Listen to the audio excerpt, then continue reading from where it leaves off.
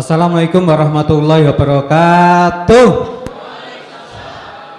Tabikun Sampurasun dari Bogor saya.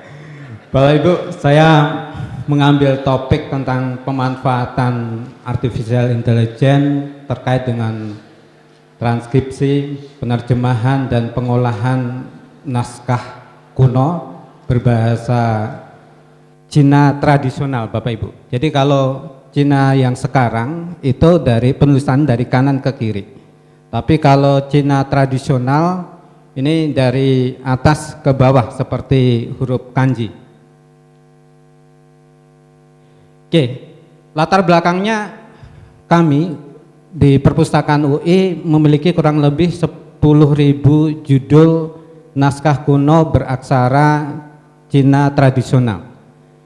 Kendalanya adalah kami tidak bisa membaca, tidak bisa menerjemahkan. Otomatis koleksi itu tidak pernah kami olah, hanya ditumpuk saja di rak-rak koleksi dari kami menerima sampai hari ini. Sehingga opak kami tidak ada, kalau orang nyari ya nggak akan mendapatkannya. Gimana membacanya? Ya orang masuk aja ke ruang koleksi naskah kuno kami gitu kan, mencari secara manual tentunya sangat berat gitu. Maka dengan teknologi OCR kami mempertanyakan apakah teknologi artificial intelligence ini bisa membantu para pustakawan untuk mengolah koleksi naskah kuno beraksara Cina tradisional itu. Di tempat kami ada cukup banyak yang aksara Jawa kuno itu bisa kita olah gitu, karena memang ada pustakawan yang bisa membaca, bisa menerjemahkan, dan resources kita cukup banyak. Hanya yang koleksi naskah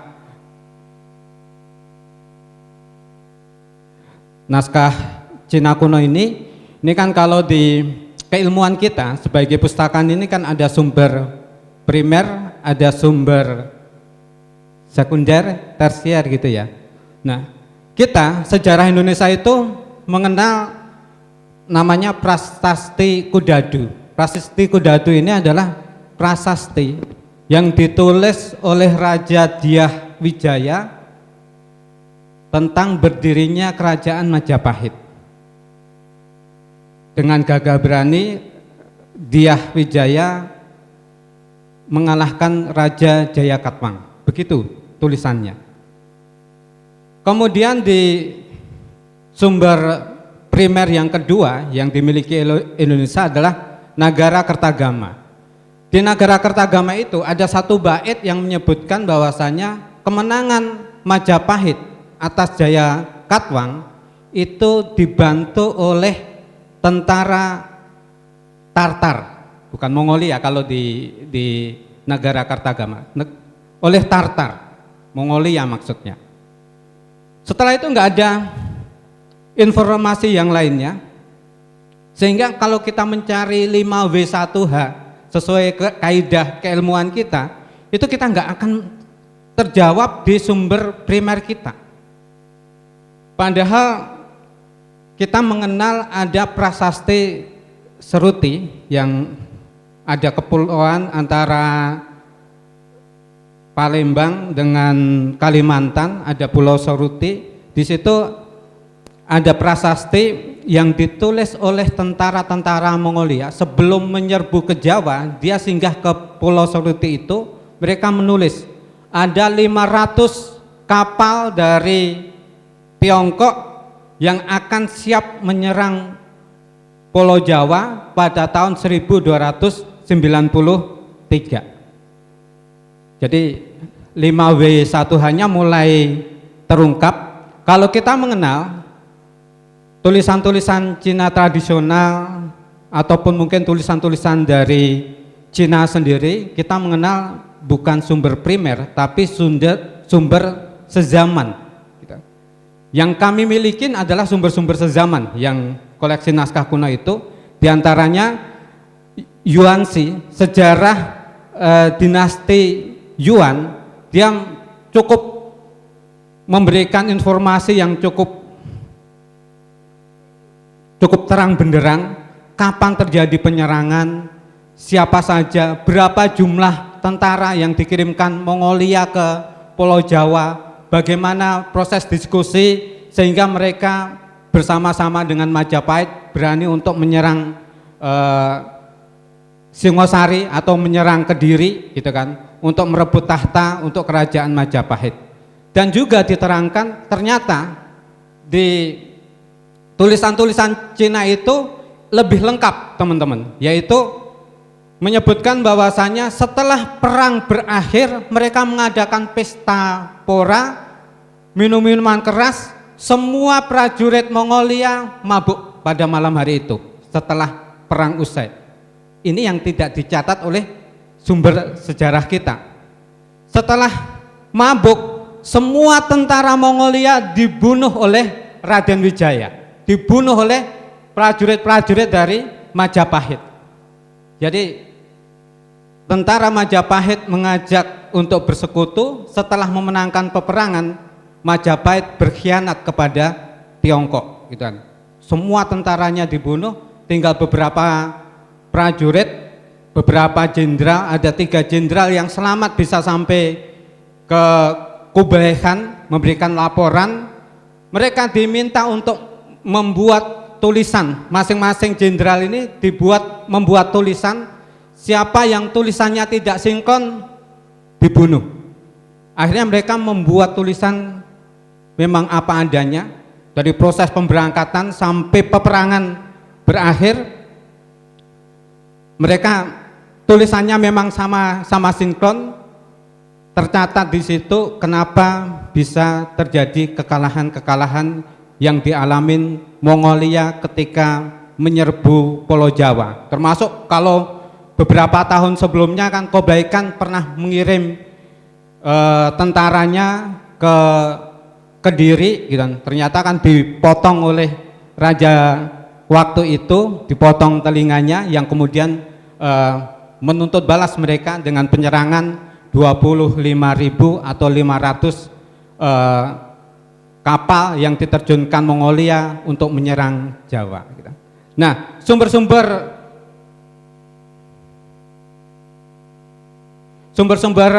sezaman ini teman-teman, ini kami simpan di perpustakaan UI, akan kita coba olah sehingga ini bisa dibaca oleh para pemustaka.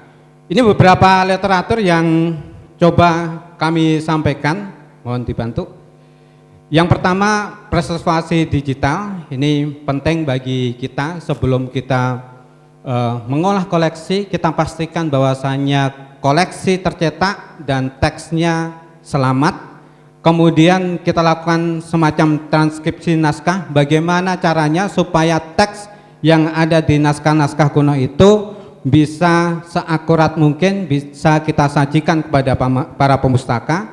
Untuk melakukan pengolahan naskah kuno tentunya ada proses penerjemahan. Maka penerjemahan ini kita tentunya minta bantuan artificial intelligence. Kemudian proses pengolahan selain dari pustakaan sendiri, kita nanti bisa minta bantuan kepada artificial intelligence seperti kemarin yang disampaikan oleh Prof. Yudo, bahwasanya artificial intelligence bisa untuk mengolah koleksi naskah-naskah kuno. Nah, ini prosesnya seperti ini teman-teman. Next, mohon dibantu. Oke, metodologinya saya menggunakan metode penelitian observasi partisipatif, di mana saya berusaha mengamati apa yang menjadi permasalahan-permasalahan yang dialami oleh pemustaka dan pustakaan terkait dengan pengelolaan naskah kuno. Kemudian dalam prosesnya mencoba sendiri bagaimana melakukan digitalisasi, melakukan pengolahan koleksi, penerjemahan dengan bantuan artificial intelligence, dan ini hasilnya. Next, kami coba untuk melakukan proses alih media. Di perpustakaan kami menggunakan alat Fujitsu untuk scan snap. Dengan alat ini diharapkan ketika kita melakukan alih media tidak membuat kerusakan, di alat ini bagusnya adalah mereka memiliki teknologi OCR. Sebenarnya ini yang kunci utamanya sebenarnya teknologi OCR ini.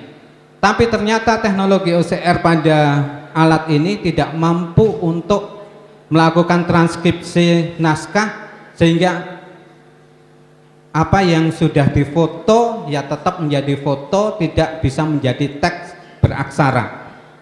Kemudian kita coba, karena permasalahannya sebenarnya di OCR ini teman-teman, next ya, kita coba menggunakan OCR yang berbantuan dari newocr.com, berarti yang versi online-nya. Kita coba, ternyata tidak berhasil. Kita coba dalam keseharian kami di UI mengolah naskah-naskah termasuk skripsi tesis disertasi yang lama. Biasanya kita OCR-kan dengan Adobe Acrobat 9 profesional. Ternyata untuk naskah Cina ini tidak bisa juga. Gagal, Adobe Acrobat gagal. Kemudian kita lakukan dengan cara yang ketiga, yaitu ternyata dengan Google Lens, teman-teman. Jadi kalau Bapak Ibu sekarang buka HP-nya, di bagian Google Search Engine itu ada 2 tombol di sebelah kanan. Memperhatikan nggak teman-teman? Di bagian search engine itu ada 2 tombol. Tombol pertama itu gambarnya mikrofon. Tombol yang kedua gambarnya kamera. Nah, yang gambar kamera itu namanya Google Lens. Kalau nanti Bapak Ibu mencoba, gitu. Ternyata teman-teman, dengan bantuan Google Lens ini yang sederhana, semua kita punya, di HP kita punya, boleh pakai search engine, boleh pakai di download juga bisa. Ternyata ketika kita sorot itu bisa melakukan proses OCR dengan sangat baik. Ini saya terinspirasi ketika kemarin saya pergi haji, oleh pemustaka kami diminta untuk mencarikan koleksi Qiraatus Sab'ah. Saya pede banget karena saya juga dari pesantren tuh. Ternyata sampai sana tulisannya itu nggak ada harokatnya, pegon semuanya, gitu kan. Bingung gitu kan. Ternyata sama pustakawan dari Madinah sana disarankan gunakan saja Google Lens. Setelah saya sorot, ternyata bisa kebaca semuanya, bahkan bisa diterjemahkan. Demikian pula juga dengan naskah Cina kuno ini, teman-teman. Ini setelah proses OCR berhasil, ada proses yaitu penerjemahan. Dia bisa langsung menerjemahkan di Google Lens ini, atau kalau kurang puas kita bisa minta ke translate-nya dari Cina, yaitu translate.yandex.com. Ini biasanya digunakan oleh teman-teman dari Cina, gitu kan. Atau memang kita bisa minta kepada ChatGPT, asalkan kita udah bisa copy paste teksnya, kita masukkan ChatGPT atau yandex.com, itu bisa tertranslate dengan baik, sehingga kita bisa membandingkan mana translate terjemahan yang paling baik, apakah memang dari Google Lens atau Google Translate, atau memang dari ChatGPT atau dari Yandex, gitu. Sehingga nanti teman-teman bisa memanfaatkan beberapa aplikasi tersebut. Kemudian ketika kita mengolah koleksi yang disampaikan oleh Pak Yudo kemarin, kita bisa minta kepada misalnya ChatGPT, berikan kepada saya, dikasih judulnya, kemudian metadatanya mau gunakan apa. Kita bisa memilih, misalnya kita menggunakan Mac, saya minta Mac, dikasih, ternyata dikasih teman-teman oleh mereka, yaitu Mac, versi Mac. Kemudian yang kedua yaitu kita minta untuk abstrak. Nah, abstrak kan biasanya bahasa Indonesia sama bahasanya setempat, gitu. Ternyata juga kita dapat nih abstrak untuk yang bahasa bukan bahasa ya, tulisan Cina maupun untuk yang tulisan Latinnya. Kemudian yang ketiga, biasanya ketika kita mengolah naskah kuno itu ada transliterasi. Jadi tulisan dari misalnya Cina kuno dijadikan menjadi tulisan Latin, sehingga nanti orang ketika menelusur bisa menggunakan huruf Cina, boleh juga menggunakan huruf Latin juga, transliterasi. Nah, ini prosesnya. Mungkin kalau kami menggunakan Lontar, Library Automation and Digital Archive, dimasukkan ke metadatanya semuanya, termasuk kita masukkan file digital dan juga sampelnya supaya nanti pemustaka bisa untuk membacanya. 5 menit lagi. Oke. Nah, ini proses penelusurannya teman-teman, karena tadi kita menggunakan transliterasi sehingga pemustaka ketika menelusur itu bisa menggunakan huruf Cina. Yang di sini nih saya searching dengan huruf Cina, ini nggak boleh deket-deket nih. Atau bisa menggunakan huruf Latin gitu kan, kita bisa saling bisa mendapatkannya. Ini hasil ketika kita searching satu koleksi yang saya coba gitu kan, cukup lengkap lah gitu, metadatanya cukup lengkap. Setelah pustakawan bisa membaca, kemudian bisa membuat abstraknya, terus kemudian metadata marknya cukup lengkap gitu, dan kita bisa melihat bahwasanya data ini bisa digunakan oleh pemustaka untuk temu kembali informasi. Oke, terus bagaimana ketika orang membacanya? Sama berarti dibalik pemustakanya ketika datang ke koleksi naskah kuno kita minta mereka bisa mendownload atau bisa buka flipbooknya sehingga mereka bisa langsung memanfaatkan Google Lens-nya untuk menyorot ini gitu. Kalau teman-teman sudah buka Google Lens bisa disorot nih, mungkin dari tempat Bapak Ibu ini bisa disorot isinya apa sih, halaman ini isinya apa, buku ini gitu.